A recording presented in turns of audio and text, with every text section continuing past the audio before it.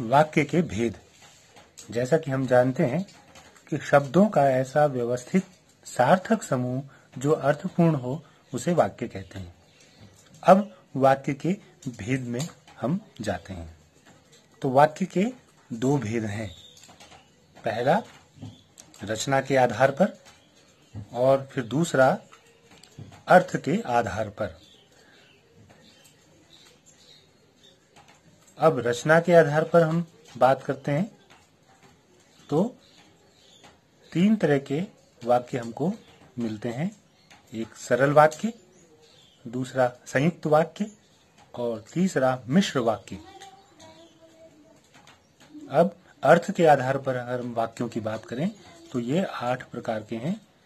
पहला प्रकार जो है विधानवाचक वाक्य है, दूसरा है निषेधात्मक वाक्य, तीसरा संदेहवाचक वाक्य और चौथा है आज्ञा या विधिवाचक वाक्य,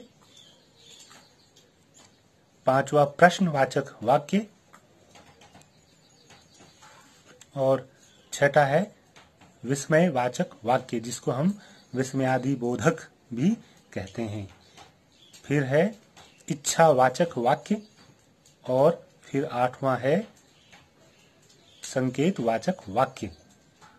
आगे हम इन सब वाक्यों की संरचना और उनके निर्माण पर भी बात करेंगे।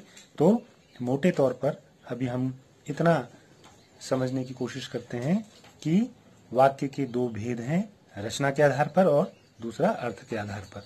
और रचना के आधार पर ये बहुत महत्वपूर्ण है, बार बार परीक्षा में भी पूछा जाता है कि रचना के आधार पर वाक्य कितने प्रकार के हैं। तो हमने जैसा पहले भी कहा कि सरल वाक्य, दूसरा संयुक्त वाक्य और तीसरा मिश्र वाक्य।